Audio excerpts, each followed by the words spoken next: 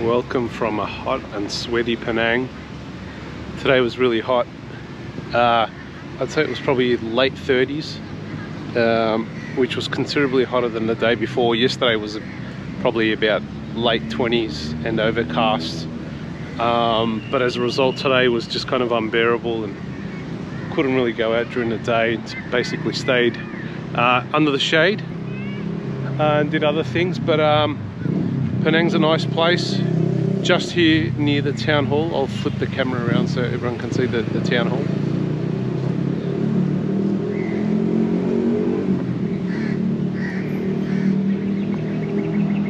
There's also a football pitch here. A lot of people playing some sports. Yeah, look, Malaysia's been great so far. Extremely cheap, but at the same time, everything is very accessible. People are very liberal, and the younger generation are fairly dynamic as well. So I started off in KL for a few days, and then after that I went over to Malacca, and now I'm in Penang. Basically in Kuala Lumpur I stayed at the 1000 Miles Hotel, which was in close to Chinatown, and it was fairly cheap, basically around $30 a night or a day, and basically the very affordable.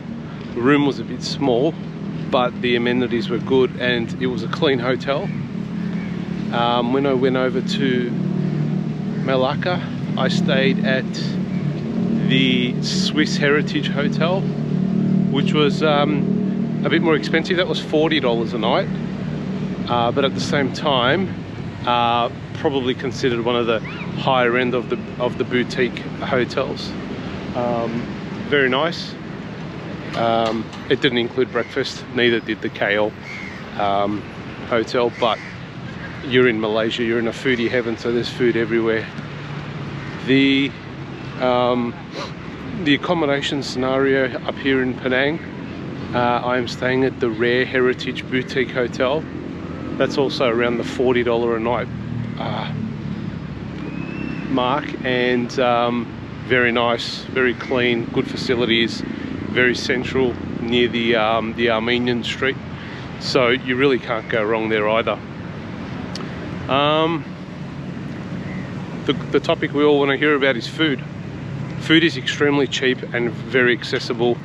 You've got everything from street food to kind of mid-range restaurants to high-end restaurants. I've personally been eating a lot more Malay and Indian food. The food is quite hearty and cheap. You're probably looking at about any given dish probably about $4 to $5 Australian dollars, and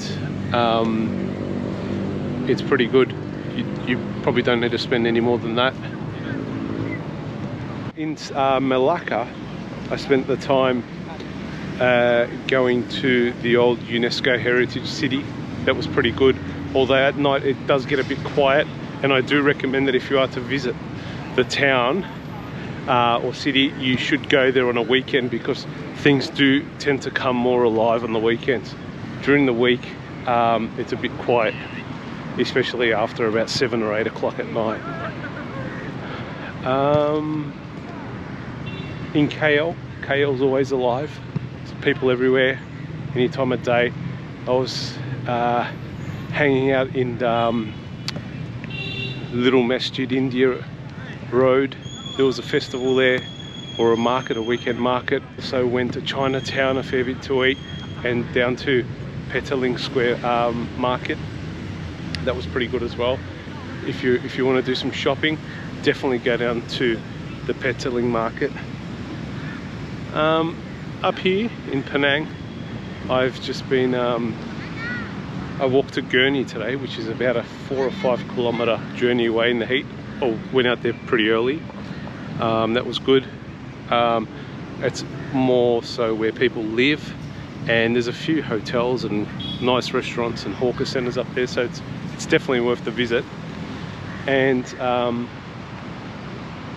I've also been hanging around the main kind of heritage buildings and Heritage Street, the Armenian Street. That's been pretty good as well. There's a lot of good street art around here where people seem to be taking a lot of photos and spending a lot of time eating durian chendol or durians.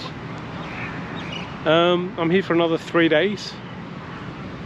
It should be sufficient to see everything I want to see. I want to hopefully get up to the north of the island to Batu Ferringhi and see the coastline there. That's about a half an hour ride away. And I can get there once again with Grab. Grab's fairly cheap. I caught a Grab taxi today from Gurney, which is about, like I said earlier, 4 or 5, 6 kilometers away from here, and it cost me $3. Very cheap.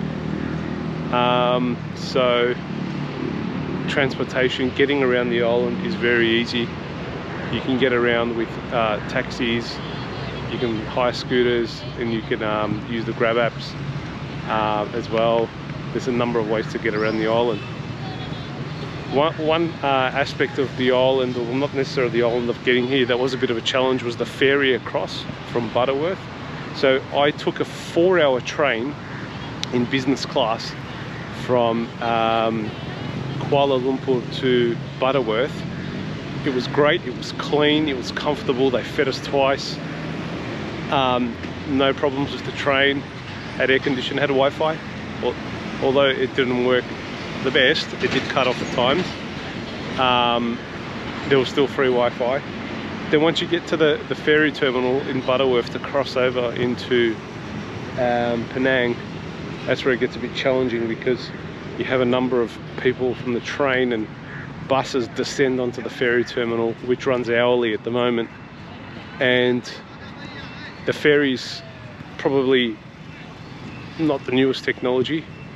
It does probably fit a few hundred people on there, but you just need to be very patient.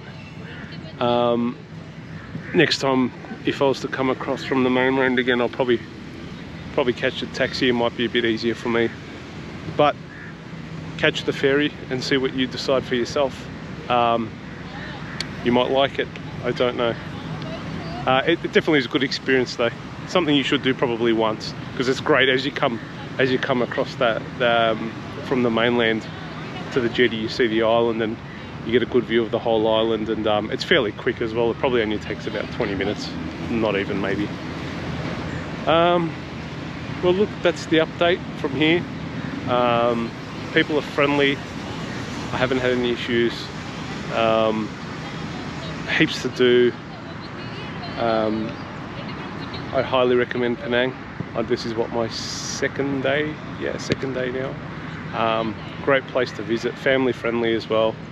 So I don't have any problems in recommending Penang. It definitely is a must-do when you come to Malaysia. So make sure you check out my videos, my Malaysia videos, and I'll see you guys soon. Thank you.